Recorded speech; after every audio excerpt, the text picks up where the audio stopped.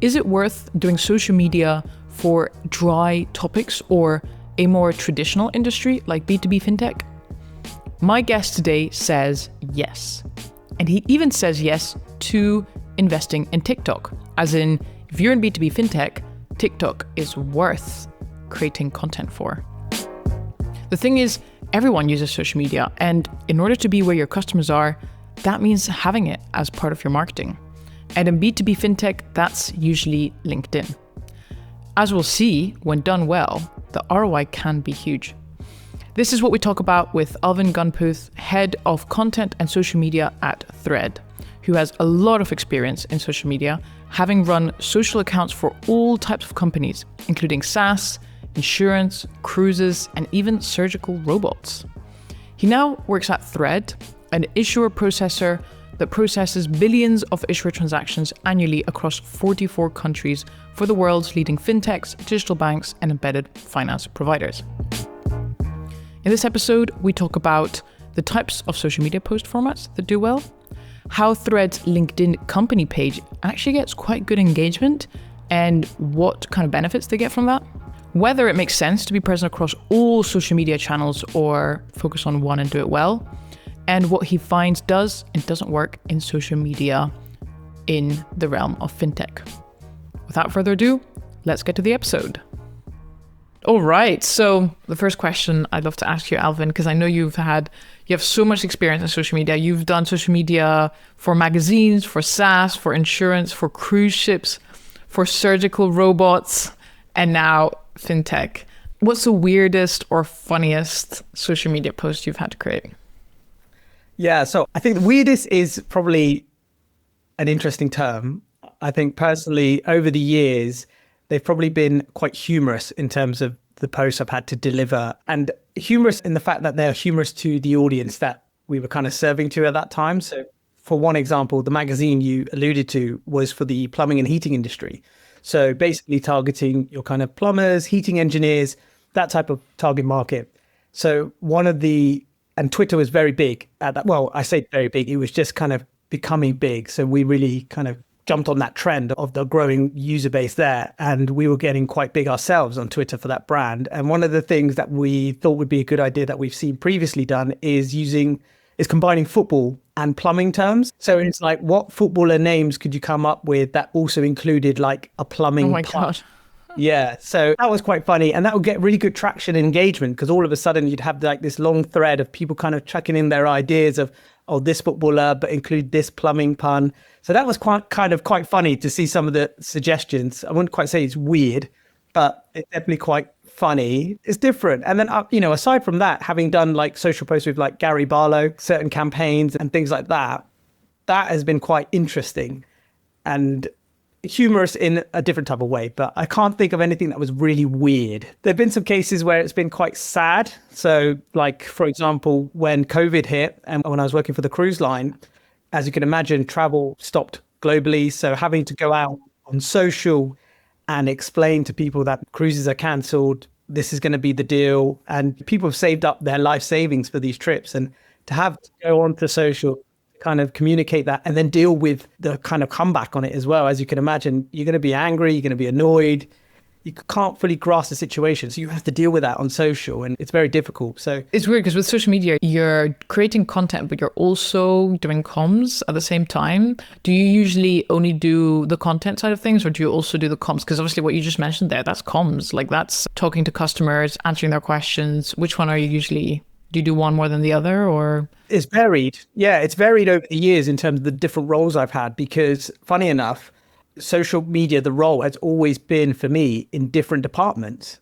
It's been in customer acquisition. It's been in head of corporate communications. Like it's been in different elements in different roles I've been in. So for that particular example, that's what we would call as part of our crisis comms management, because it was a crisis. So there would be these set steps that were in place and rules that you had to follow. And you would liaise heavily with head of PR and external PR agency to help kind of mitigate all the risks, and then come up with a joined up communication plan. So, and then that would feed down to social. And it's like, right, here is the communication plan. How do you see this working? What's the strategy to help portray this on social media? Yeah, no, I know. It's an interesting mix of the both. Actually, just following on from that question, Is there a format, on the first question, is there a format that you've found works well? So for example, what you mentioned about using the names of footballers, that's kind of a format, right? So is there a format or type of post that you've noticed seems to do quite well over and over again? I think that is a good format where you are coming up with something and you're trying to get people involved. Obviously, it takes a bit of time, but it's a bit like a snowball, right? So once you start throwing in some of your own ideas and people get traction of it, and then the good thing at that time as well on Twitter, you could at people, right? So you can mention brands, you can mention people, get them involved, get them for their opinion. Then all of a sudden it starts to kind of snowball. And I think anything like that, where I know nowadays it's a bit harder to get that kind of two-way engagement, if you like, on open-ended questions. But I think if it's fun and there's some sort of trivia behind it, I tend to see that kind of work better. Yeah, engage people. It's just a shame that X, whatever it's called now, is just not as popular. I've definitely noticed that like before, when you had an event, like an in-person event, and people were like, oh, where can I find you? People would typically share both LinkedIn and Twitter. Now it's only LinkedIn. Have you noticed that? Yeah, it's interesting, isn't it? It's a shame, really, because it was such a good platform for that type of thing. And now it's just not as interactive. If you had to interact, if you were talking to a company, a brand that wanted to interact with its customers like that, where would you recommend? Would you recommend they do it on LinkedIn? Where should they do that? It depends, really. I'm not a fan of kind of saying generically, this is what you need. I think you have to be laser focused on your audience. And as part of that, you will know A, where they hang out, and B, where they're most engaged. So for me, that could be LinkedIn. For somebody else and their brand, it could be X, or it could be Reddit. It could be Instagram. It could be whatever channel is relevant to that audience, to be honest with you. Yeah, makes sense. So, okay, let's talk about Thredd. What kind of social media content are you taking care of there? Because I know, for example, Thredd is very big on LinkedIn, and you have actually a big following on your company LinkedIn, and we'll talk about that. But aside from the LinkedIn, which I know also the posts, you put a lot of work into them, what are some other channels that you do or focus on, or generally what kind of content are you working on? I mean, as part of my role, so I look after kind of content and social. And when I say content, it's the kind of the blog or the articles that would appear on the website, which will then kind of break up into social snippets, if you like, and social content to help drive traffic, etc. So for us, our primary channel is LinkedIn. We do have a presence on X, on Instagram, and on TikTok. The latter two are very early in terms of testing. So as you've mentioned previously, we are in a B2B market space within the fintech space. So talk about kind of narrowing down your audience, you're getting really right granular there. So we're still trying to figure out how that audience how open they are to receiving communications via channels like TikTok and Instagram, which are still quite new, if you like, to B2B in general, let alone fintech and the payment space. So LinkedIn is our primary channel. We tend to try to really push the thought leadership side of things. Over the 3 years I've been there, it's evolved because LinkedIn and audience appetite has evolved, which has meant we've had to pivot what initially our strategy might have been at the start. So before, it tended to be a lot about kind of what we're doing, what we're up to, elements like that, who we're working with. And while who we're working with is still important, I've seen a big shift in people focus. Your listeners are probably aware, and you and I are, it's that they're trying to be more people focused as a channel. So they're trying to drive that kind of human to human interaction. And I've seen that replicated in our results as well when it comes to certain content types that we've been testing. So does that mean that you're also doing the personal LinkedIn posts of some of the people on your team? We're quite fortunate that we've had sign off now on an advocacy tool. So as part of our kind of strategy and to fall in line with what LinkedIn is pushing as well, because I think it's quite important to listen to what the channels are saying is working or is going to work, or what new products or updates they're pushing, because the more you can kind of stay on top of what the actual channels are pushing, the better your results are essentially going to be, because you'll be kind of ticking all their boxes, if you like. So for us, we have a very experienced C-suite and a lot of knowledge, and they have a lot of experience that we are able to share within our market space. So it's very important for us to be able to get those people out in front of everybody to help either tell our story, tell our partnerships, give updates in terms of what we're doing. And we're in the process now of developing a strategy to help kind of use this tool to perpetuate that, if you like. Yeah, that's really interesting. So can you tell me a bit more about what that tool does? Like, how does it work? Does it take one of your recent blog posts and then tell people in your team this is how to create a post? Like, how does it work exactly? Yeah, so basically we have our own kind of content calendar, our social strategy content calendar, if you like. And as part of that, I almost have to kind of think, right, this is the thought leadership piece that's going out. How do I then take that and break that into something that could be used for advocacy? We'll call it in this sense.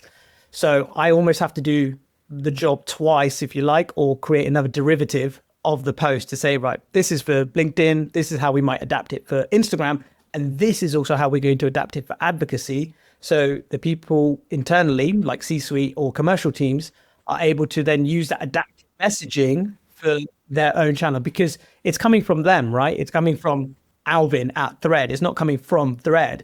So they would then go into the tool and publish it as if it's coming from them. They will be able to choose pre-approved messaging that's already been in there, and they'll have a couple of options, a couple of variants, potentially a couple of assets as well that they could also use.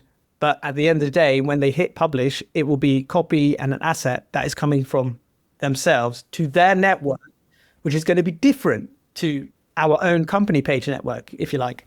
Yeah, wow, that's really interesting. And I mean, you haven't started doing this yet, right? No, we're in the process. Okay. We're testing it. We're in a testing phase at the moment. Because it'd be so interesting to compare, right? Like the advocacy post versus the LinkedIn post, which one's doing better. I mean, I think we all know it'll probably be the advocacy posts that will do best, but I'm very interested to see how that works. Can you share the name of the tool? Is it a public tool that others? It's the advocacy platform by Sprout Social. So Sprout Social. Yeah, I've heard of it. We use Sprout Social for scheduling now and social listening, and it just made sense for us to add on that functionality. Yeah, very interesting.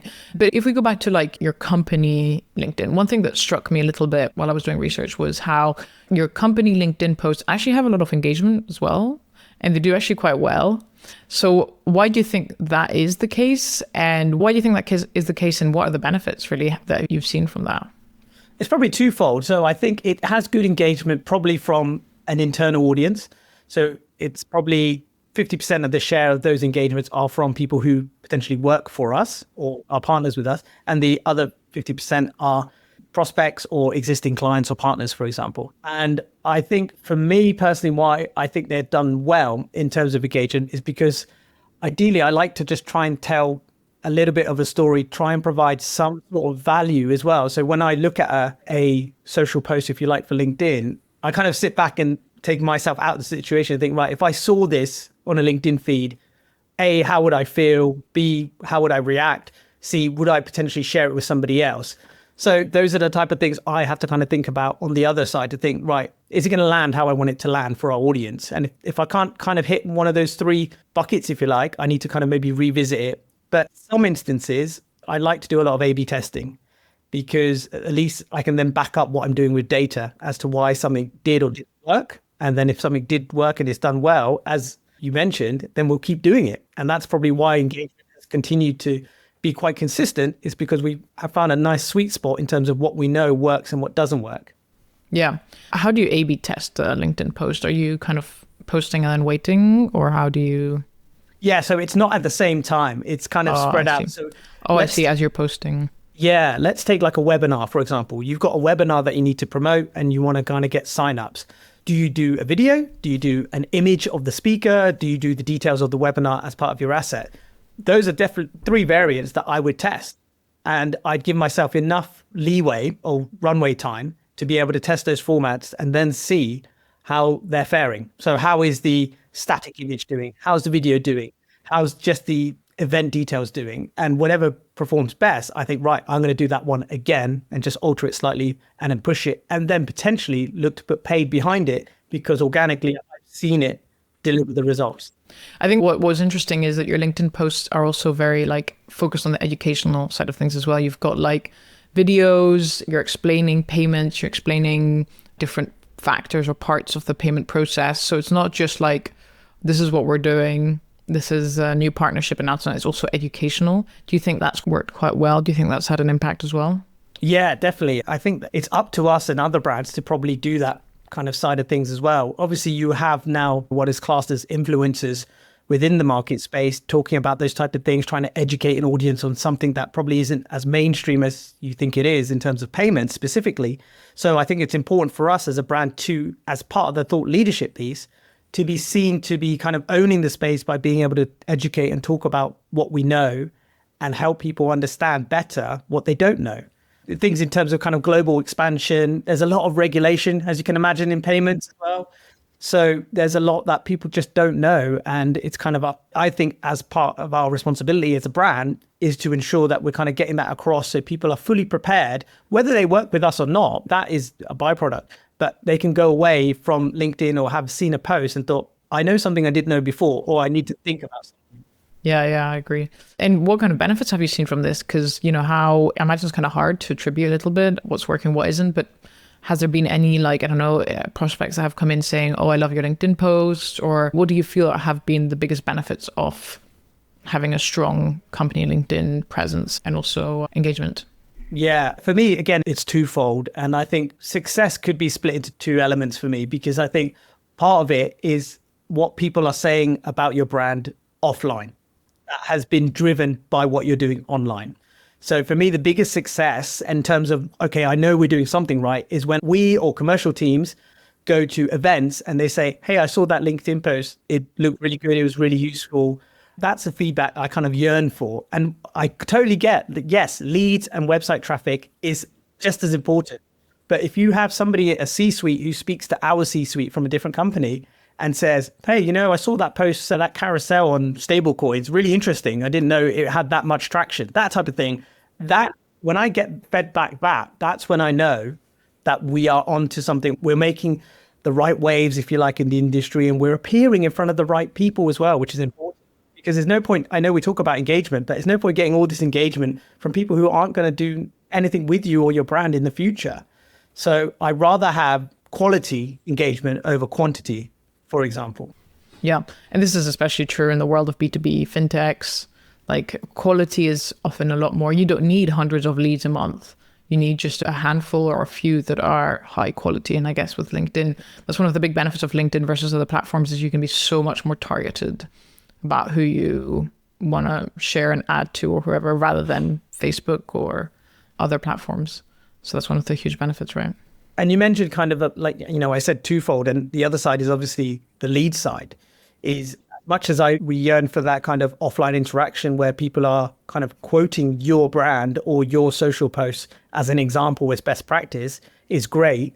We also need to see how that can then convert into financial revenue. Like, is it driving our business objectives? Is it affecting our bottom line? And for me, that's very important that social somehow impacts it. So it's up to me to illustrate that appropriately and say, yes, this post is driving back to our business objectives to help kind of generate revenue and further brand awareness. And how are you able to do that? I mean, I feel like social media is notoriously very hard to connect to commercial outcomes. So how are you able to connect that post helped drive more leads or more prospects? And even with channels like LinkedIn, right, where we've heard they downgrade posts with URLs, which is kind of what you want, right? Yeah. You need the URL to drive people to your landing page or website to then hopefully convert into a form.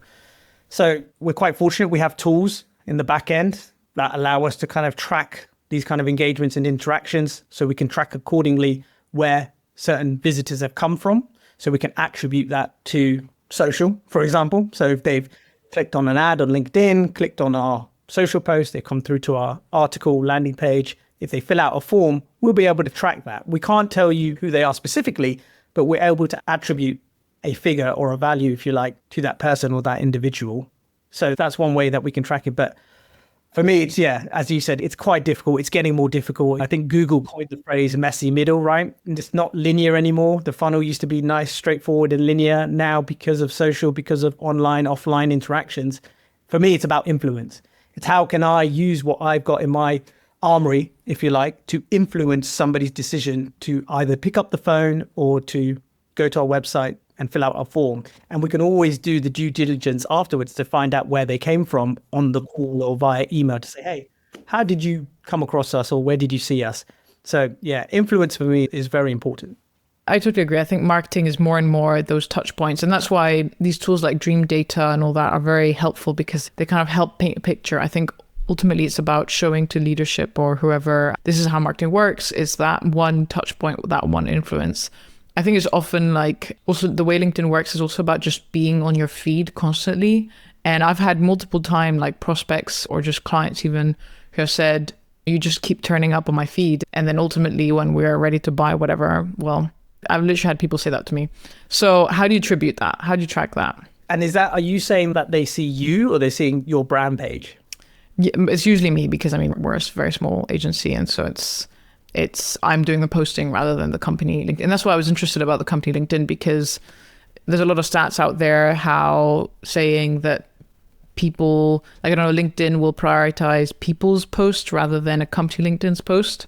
So that's why it makes sense to do both. But I just do myself. We don't even do the brand LinkedIn really, because I want to focus on what I think works best, which is the personal LinkedIn. Yeah. Just on that point, that's why the advocacy side is very important for us going. Yeah, exactly. Why, when I talk about pivot earlier on the call, that's essentially what I'm talking about. It's right. We've had to pivot according to LinkedIn's update, and they want to push more people. So we've had to adapt to that and say, right, we're quite fortunate. We're going to now allow people to post their content and use our page. It's almost like a hub, almost like a content brand hub, if you like. Say, this is the master content. And from here, we'll create variations for our teams to use on their own networks. Yeah, exactly. How about TikTok? I know you've done a few talks and written and spoken a bit about TikTok, and I know you're a fan. Yeah. What do you think about B2B fintechs doing TikTok? Do you think that makes sense? Yes. Short and sweet. It does make sense. And people who say it doesn't make sense, I'd like to think that they've done it and they haven't got results from it. That's why it doesn't make sense for them. Yeah, probably. I wouldn't say, hey, it doesn't make sense off the back of no data. The only way you're going to figure it out is once you get on there and you start trying it, for example. So yeah, if you are a fintech or in whichever industry or vertical, if you like, then I'd say, yeah, just give it a go, but have some sort of plan or approach or strategy to how you're going to use the channel, what for. How are you doing it at Thredd? Because I looked for Thredd's TikTok posts on, and there was only about a handful. So I guess you're still in the testing phase. Yeah. Obviously, I use it as a consumer and I use it as a marketing channel for Thredd. And you're right, we're still trying to figure out where the sweet spot is. And actually, when I look at some of the early results of some of the different formats we've done, and when I say formats, I mean something where it's just kind of information, value-led knowledge. So it's like, this is what you need to look out for in terms of shopping online, in terms of frauds and scams. A video like that would do really well. Whereas some videos where we're taking a colleague and say, tell us about your job, might not have done as well in comparison to that. So that's like, okay, so they're not necessarily, the market that we're after might not necessarily be interested in, what career looks like, but they're more interested is, right, how can you help me today in terms of I'm on this channel, what is the value that I can gain from watching this video of your colleague talk about frauds versus scams, that type of thing. Because you think your target audience are on TikTok and are you creating TikTok content for your target audience, or is this maybe just for general brand awareness? Like, do you think that your target audience would be on TikTok? I think it will grow.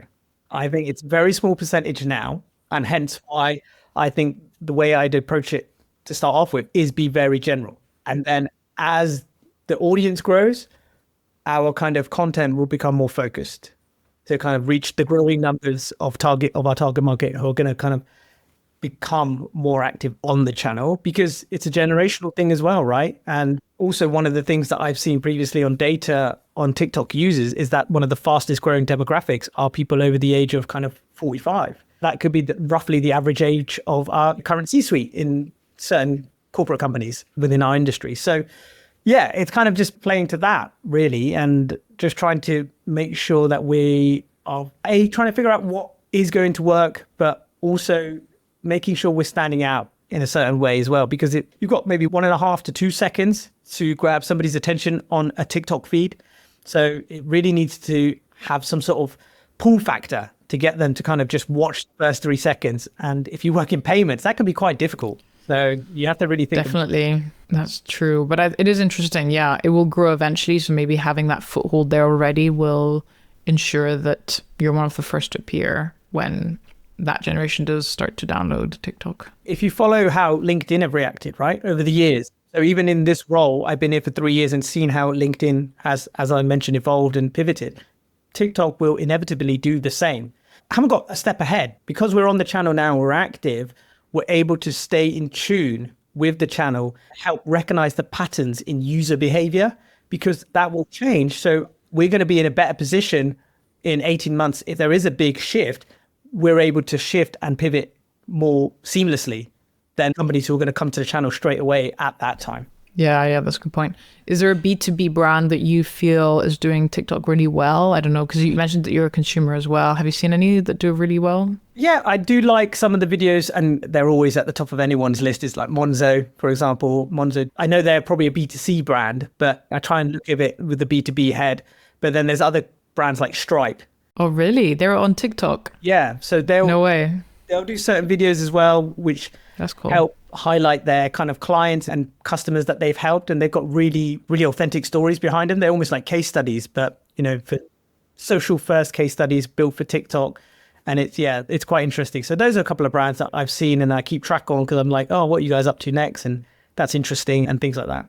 But I still think there is a big opportunity for, especially in the fintech space, for B2B brands to really make themselves a staple on TikTok. I can't say that there's one brand who's really smashing it at the moment on TikTok in fintech at the moment. Mm-hmm. There's an opportunity there. 100%. Yeah, and this kind of follows on from one question I've always had about social media. Are you better off focusing on one platform and doing it really well? Or because the people who are listening to this, working at fintech, and they're maybe thinking TikTok would be great, but we're a small team, limited resources. Do we have a presence on every single social media platform and post everywhere? Or do we just focus on one, like LinkedIn, and make sure to do that really well before moving on to another one? Do you think there's an approach that makes sense here? I don't know if the approach makes sense, but for me, I think it comes down to a few things. It's obviously realizing or trying to understand whether your audience are there. Is there the market for that channel? But then how do you figure that out? If you haven't got data and you're going off generic data, how do you find out that your audience are there? It's by using the channel, isn't it? You have to kind of use it and test it and say, right, we're going to test Reddit for 6 months or 6 to 12 months. We're going to kind of drip feed content to try and establish whether it is an appropriate channel for us to use as part of our long-term strategy.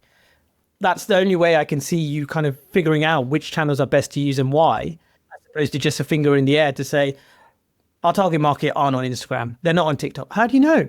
Where's the data that backs this up? Always kind of just drill down granularly as to, right, we're making this decision to do this because of X, Y, and Z based on the data, having tested it for 6 to 12 months. For me, speaking as a social media marketer, I would argue that it is in our best interest to know as many channels as possible. Because at the end of the day, I'm the company expert. People will come to me to say, I saw this on Reddit. What are we doing? What is the benefits? Blah, blah, blah. And I need to be in a position where I have some form of base knowledge to be able to answer that question appropriately internally. Otherwise, I run the risk of not knowing what I'm doing in my role. So I would say, I would advocate that as marketers, we need to have some sort of base knowledge of every channel that's available, especially when it comes to cultural differences and regionality. Apps, a lot of our target market are in APAC. As you're probably aware, they have different social media apps, and likewise in Europe, even like the likes of Telegram, WeChat, super apps, they have different modes of communication. So I need to be aware of that, because suddenly APAC market could turn around and say, look, what are we doing on WeChat? We need to look at this, blah, blah, blah. And I don't want to be there like caught with my pants down, for want of a better word, say, I don't know what you're talking about. I have no idea about this social channel. It's in your best interest as a marketer to establish what other channels being used globally, where is our kind of main driver in terms of traffic, and how does that tie back to our company goals? Okay, we're going to give ourselves this long to test these channels and make a decision. Yeah, no, I like that approach. I think that's a very data-driven, methodical approach. Is there one channel that you feel is like underestimated or people overlooked? I mean, I guess TikTok is a little bit one, but is there maybe a method or a strategy? Because you mentioned Reddit, and I feel like I don't know any marketers who are making Reddit, fintech marketers that are prioritizing Reddit. So are there any like platforms or approaches like that that you feel are kind of underestimated and a little bit more people should invest in them? Personally, it would be Reddit. The capability that channel has, the growing popularity, the growing usage, the SEO side of things as well for that channel. And LLMs. Yeah, exactly. It's ever increasing, and just do it. Just try. You don't have to post content. Just get on there and see what people are doing. I work very closely with our kind of digital teams to understand what our trending keywords are, right? So what are the keywords we want to be known for? I'll take that list and then I'll go kind of put them into Reddit and see what comes up. So I can get an idea as to, oh, this is interesting. I didn't know people were talking about issuer processing on Reddit, which they are. And the only way I know that is because I set up a channel and I set up notifications to find out when these keywords, I'll go in and do the kind of keyword search query. And I see these words come up and I see these people having the conversation and they're mentioning brands. They're like, oh, does anyone know what issuer processor would be good for this? I'm trying to do this. And other people would come up and they say, yeah, have you tried these guys? Thredd. Yeah. Real life example. Wow. Real life example. Very cool. That's when it clicked for me. I was like, oh my God, if I hadn't had paid attention, this would have just passed us. There was this sub-thread of people commenting and talking about something in real time, in real life, that's affecting their real work. And we would have just been unknown to it. And of course, yes, that happens on a digital scale. And like you said, we can't be listening to every single conversation out there happening in all these different forums, but Reddit allows for that. So I think that really is, if you're not on it today, start having a look and just start searching through those keywords, searching the conversations, and then think, okay, there's something here, because it really is a goldmine, I think. I think the thing about Reddit is you cannot be fake. As in, like, I've seen people try to hack it, create lots of fake users, create threads. It's very well moderated. And that's why LLMs and Google rely on it a lot and rank it a lot. Like for LLMs, ChatGPT, etc., they source Reddit a lot, and Google as well. And the reason is because they know Reddit is very well moderated. So you cannot like hack it. I think from what I understand, the best way to make use of Reddit is to be a genuine user and love it and comment on people's posts in an authentic way. So, and some people might not want to do that. And I think that's opportunity really. People who are willing to be authentic. It's crazy, isn't it? Because that's kind of why social started in the first place. Social media came about because of community. It came about wanting a recommendation for something or to discuss something. And here we are, X amount of years later, almost doing full circle to say, hey, communities are still important. Just authentic, Yeah, they're still having these authentic conversations that are really key and can impact and drive business decisions and marketing decisions. So why are you not paying attention to it? Yeah, definitely. Are there any other like experiments that you've done? I'd be very interested in experiments in fintech that you've done in terms of social media and they've either worked really well or flopped. Anything that you've done there? In fintech, it's difficult to say they flopped because, as you said, like our engagement, touch wood, has always been quite consistent. And I think when you've got a good base, you kind of know what's going to work. But I do want to keep trying to push the boat and think outside of the box in terms of kind of creative formats. For me, I guess in some instances, things that have flopped have been things that are probably not as exciting to the user. They may be exciting internally and it might be a big deal internally, but then when you try and vocalize that to an external audience and you think this is great news and it doesn't kind of get received that way, I wouldn't necessarily class it as a flop, but I'd say it just didn't land how we think, because sometimes you can get so kind of blinkered, especially when all you have around you is just people who are obviously internally and you're not getting any sort of external sounding board, right? So you think whatever you're doing is the best and people want to know this. I'm sure they want to know it. They must want to know it. It's great news. But actually in the real world, if you like, it's not necessarily the case. So I can't give you a specific example as to what's flopped in terms of format. It's just the type, I think, of content. Yeah. Or what about one where it's worked really well? Yeah, I mean, for us, one thing that worked really well this year off the back of a industry event, so Money 2020 Europe, what worked really well was the use of carousels and being able to provide a daily digest of what happened on day one in a carousel format. That worked really well. And that worked for a range of reasons, because essentially we had a team on the ground who were able to kind of capture content and send it back and record kind of videos and sound bites. And we were able to kind of collate all that information together to then start creating content for the website, which would then kind of be broken up and served on social. And it worked really well. It was received really well, great engagement, one of our highest engaged posts this year. And I think a lot of that was to do with the kind of the value and the analysis within those posts, the fact that he had images and a little bit of kind of creative elements to it as well to help people stop in their tracks, if you like, in the newsfeed.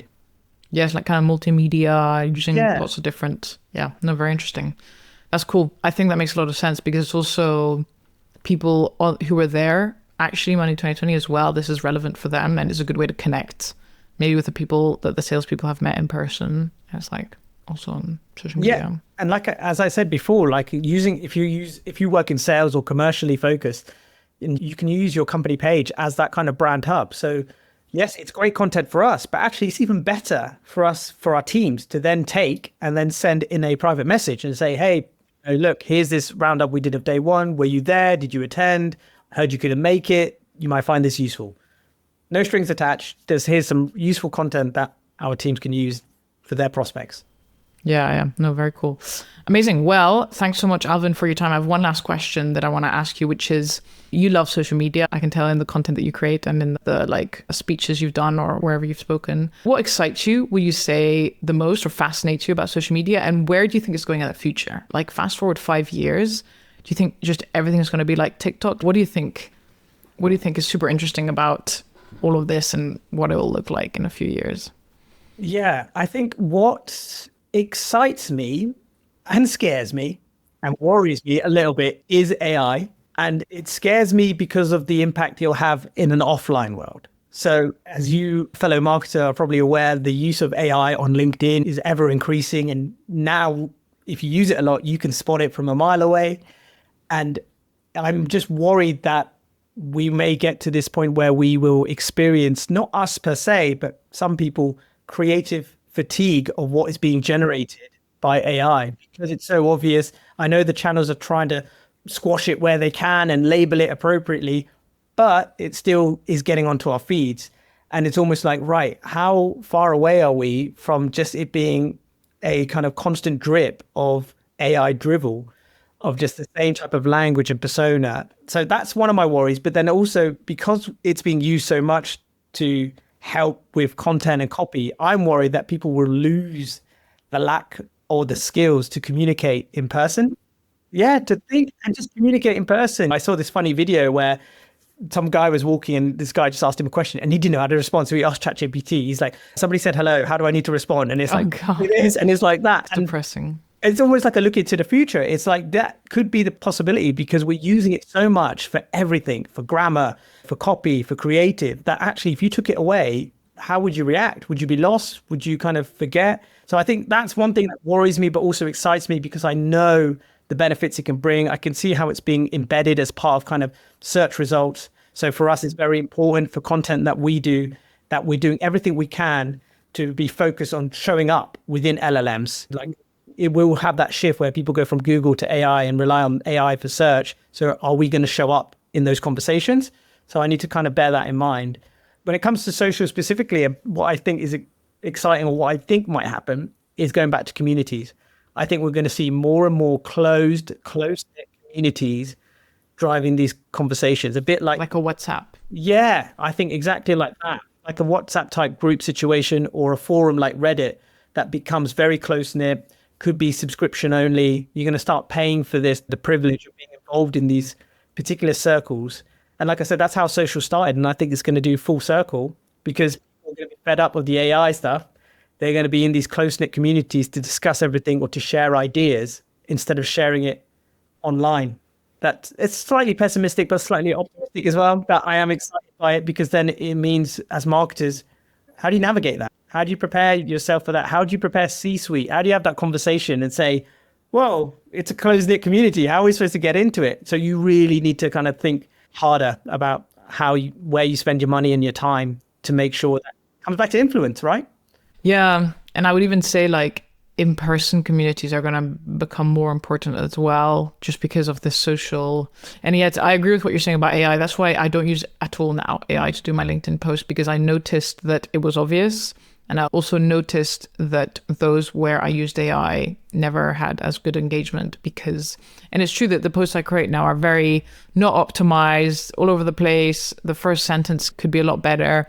But it's almost like that works, because I notice now when I'm on LinkedIn and I'm scrolling, I always click on the ones where it's clear the person is just having a stream of consciousness and they're not trying to optimize it like crazy. That's my own habits that I'm not sure if everyone else is the same. And so I've stopped actually using AI for LinkedIn posts because I just felt that it was very manufactured. And as you're saying, people could see that. Exactly. Yeah, you're ahead of the game there. And I think ahead of the game by not using AI. Yeah. But I think there is a lot of exciting like potential for other ways of using it. So what you said about repurposing, I think is really smart, or rewriting the copy depending on who's the person posting. So there's definitely a lot there for sure. Yeah. It's just the end product maybe. I think that's where its strengths are. It's in the ideation side of things. Exactly. It shouldn't be your output. You shouldn't take what ChatGPT or LLMs have posted as an output, copy and paste. Personally, I don't think that's the best way to do it. I think go back and forth and get to a position where you could take something and then put your own spin on it before it goes live, if you like. Yes, I couldn't agree more. Amazing. And on that note, we'll end it here. Thanks again, Alvin, for jumping on. I really appreciate it. And everyone who's listening, check out the Thredd LinkedIn company page, because I think it's a really cool kind of guide on how to create good LinkedIn company posts, for sure. Appreciate it. Thank you so much. Thank you for listening. You can find show notes and information about guests at fintechmarketinghub.com/podcast. And finally, huge thanks to Arama.tv for producing this podcast. We look forward to having you on our next episode.